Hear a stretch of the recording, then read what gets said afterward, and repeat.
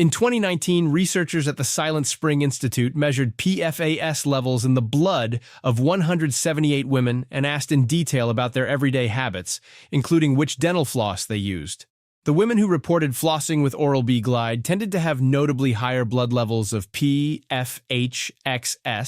a forever chemical VIA, compared to women who didn't use Glide. The floss your dentist recommends was putting it there.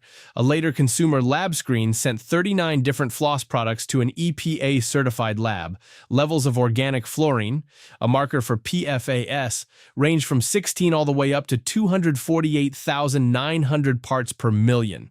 Oral-B Glide sat at the very top of that list, and 3 floss brands tested completely clean. I'll show you those in part 2. I'm a toxicologist. I've spent 15 years working on exactly this chemical class, PFAS, in products that touch your food and your body. And today, I'm going to show you what the labels don't. We start with the one your dentist hands out for free. Avoid brand 1, Oral-B Glide. It is the floss in the little white bag, the one your dentist hands you after every cleaning with a smile for free. You never chose Glide, it was chosen for you by the one person whose entire job is protecting your teeth. That is the most powerful trust mechanism in consumer products, professional endorsement. If your dentist hands it to you, it has passed a higher standard. Nobody reads the ingredient list on a gift from their doctor. Here is what the labs found. The Silent Spring team tested 18 floss products and found that all 3 Oral-B Glide samples contained detectable fluorine, the chemical fingerprint of a PTFE-type material. And in the same study, women who reported using Oral-B Glide had measurably higher serum levels of PFHXS than women who didn't, after adjusting for other behaviors. Years later, an EPA-certified lab tested Oral-B Glide Pro Health Deep Clean Floss and measured about 248,900 parts per million organic fluorine, nearly a quarter of the product by weight and the highest level that lab had ever seen in any consumer product. The lawsuits followed. A federal case in New York twice, Dalewitz versus Procter & Gamble, alleged that Oral-B Glide contained harmful PFAS and was marketed as safer than it really was. The judge dismissed the case, not because anyone proved the floss was PFAS-free, but because the plaintiff hadn't plausibly shown that the specific floss he bought contained PFAS or caused him harm. That is a legal ruling about evidence and standing. It is not a scientific clean bill of health. Now, Procter & Gamble's defense, and you will hear this everywhere, is that PTFE is inert, a polymer, too big to absorb. As a toxicologist, I'll tell you why that answer is incomplete. The polymer is not the problem. The problem is what can ride along with it. Residual processing aids and shorter-chain PFAS left over from manufacturing, plus what friction does to a coated fiber you drag across 32 teeth, twice a day through saliva, for years. In that study, the association with higher blood levels wasn't theoretical. It showed up in blood. Looks like the professional gold standard your dentist personally vouched for. Reads like the only named floss brand in a peer-reviewed study statistically associated with higher levels of a forever chemical in human blood, and the single highest result in an independent PFAS lab screen. For the person who never questioned Glide because a medical professional handed it to them, this is what the evidence points to. PTFE fiber, a documented blood serum association, and a free sample program that made sure you never read the box. And here's the fair carve-out. Oral-B also sells conventional nylon, non-PTFE waxed flosses in the same aisle, products like Essential Floss or Satin Floss, which do not list PTFE in their materials and were not in the high PFAS group in that consumer testing. Same company, different fiber, the least concerning option in their range. The endorsement was real. The disclosure never came. The next brand didn't need a dentist. It had your entire childhood. Avoid brand 2, Colgate Total. It is the name on the toothpaste you grew up with. Colgate isn't a brand in your bathroom. It's a member of the household. When they put their name on a floss, you didn't evaluate it. You recognized it. That is generational trust. It doesn't require proof. It just requires time. Independent lab testing flagged Colgate Total mint waxed dental floss for extremely high levels of organic fluorine, around 91,400 parts per million. That put it in the same jaw-dropping group as Glide and a handful of other smooth PTFE-style flosses. Organic fluorine testing is exactly what we use in food contact compliance work. It doesn't tell you which specific PFAS is present, but a positive result at that magnitude tells you fluorinated chemistry is in a product that has no natural reason to contain any. Looks like the family name you've trusted since your first toothbrush. Reads like a PFAS marker on a string you press against your gum line, one of the more absorptive tissues in your body. For the person who bought Colgate Floss because the name alone felt like a safety certificate, this is what that one test points to. Fluorinated coating chemistry on that Colgate Total floss, zero mention of it on the pack, from a company that absolutely has the lab capacity to know. And the carve-out here, in that same test series, this was one specific Colgate Floss product, but Colgate has no clearly labeled, independently verified PFAS-free floss line in the public data. If you want certainty, you need a product that has actually tested non-detect for organic fluorine, and that is not how this range is marketed. The name was on everything. The fluorine wasn't on the label. Still using the brand you inherited? Subscribe before brand 3 because the next one never had to convince you it belonged in your mouth. You already trusted it there for something else entirely. Avoid brand 3, Listerine Reach Ultra Clean Floss. You know Listerine from the bottle that burns your whole mouth clean in 20 seconds. That reputation didn't stay in the mouthwash aisle. It walked straight over to the floss next to it. Reach borrows Listerine's credibility without Listerine's mouthwash ever touching this string. That's a trust mechanism most people never notice. Category-adjacent trust transfer. A brand earns its reputation in one product, and every other product wearing the same name gets to cash it in for free.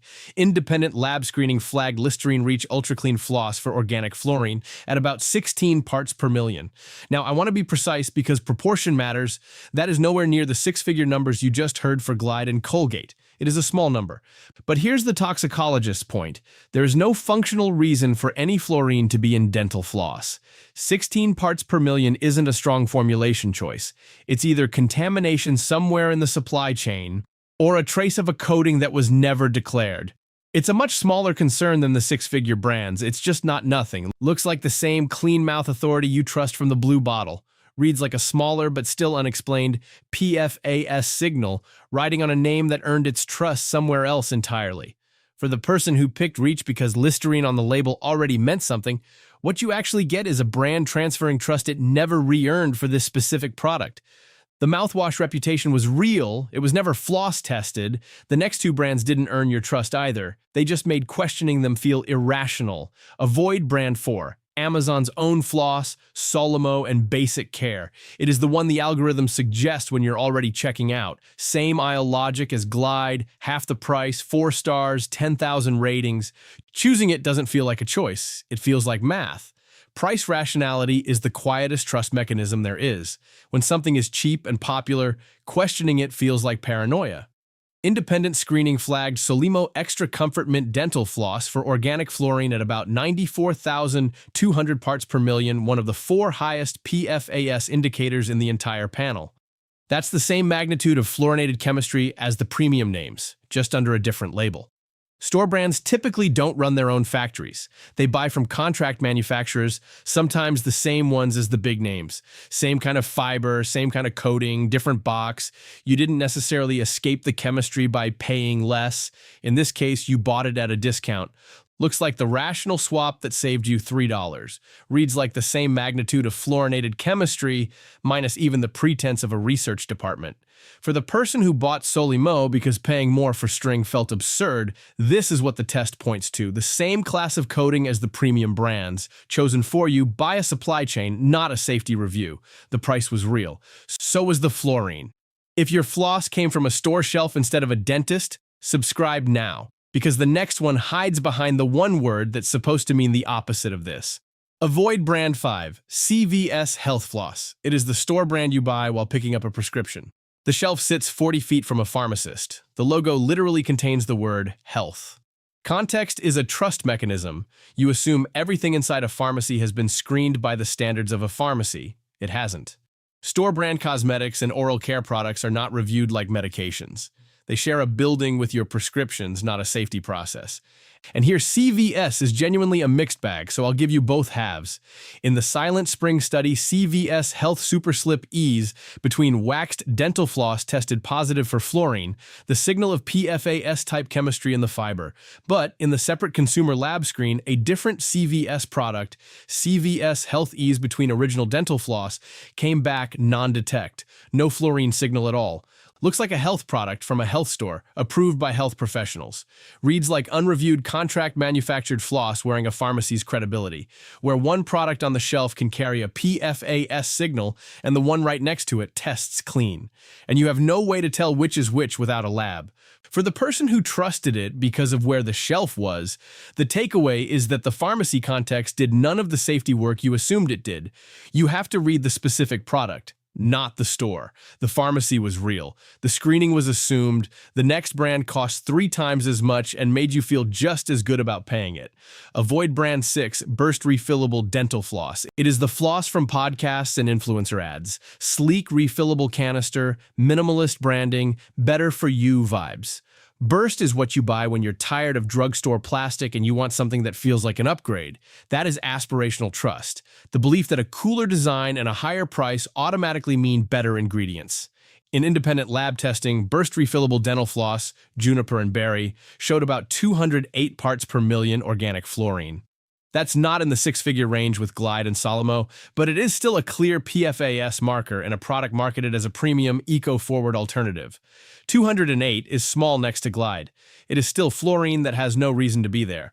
Looks like the clean, refillable, influencer-approved upgrade for people who read labels. Reads like a fluorine signal at 3 times the price of the generic spool. For the person who paid extra specifically to get out of the drugstore aisle, what the test points to is a premium aesthetic wrapped around a trace of the same chemical class you were trying to avoid. The branding was beautiful. The fluorine test wasn't clean. One more brand. It's in more American bathrooms than most of the names with a national ad budget. Avoid brand 7, Up and Up. It is Target's store brand in more American bathrooms than most brands with an ad budget. Up and Up isn't chosen, it's defaulted to, in the store where millions of people buy everything from groceries to school supplies. Ubiquity at this scale becomes invisibility. Nobody investigates the default. Screening flagged Up and Up Smooth Slide Floss Mint for organic fluorine at about 74,400 parts per million, one of only 4 flosses in the entire test panel above 70,000 parts per million. And scale cuts the other way too. If a coating like that is on a cheap, high-volume floss, this isn't a boutique problem. It's a mass market one. Looks like the neutral, no-brand choice with nothing to hide because there's nothing to sell. Reads like one of the largest distribution channels for fluorinated floss in America. For the person who bought Up and Up precisely because it seemed too boring to be a problem, what the test points to is the same strand category as Glide and Solimo, with a PFAS marker in the tens of thousands of parts per million. At the biggest scale with the least scrutiny, the price was honest, the coding was silent. Now stop for a second, because these were never 7 stories. 7 brands, 7 completely different reasons you trusted them. Your dentist, your childhood, a mouthwash bottle, a price, a pharmacy, an influencer, sheer ubiquity. And underneath all 7, in independent testing, the same fluorinated chemistry problem from 16 parts per million to nearly 250,000. That is not a coincidence. There is a reason it keeps happening, and once you see the pattern, you cannot unsee it. That's part 2. The 4-step playbook every one of these brands runs, the Instagram floss everyone swears is clean, and whether it actually holds up when you check both the lab data and consumer reports, and the 3 flosses that tested completely clean. Subscribe so part 2 lands in your feed. Read your labels, I'll read the studies, see you there.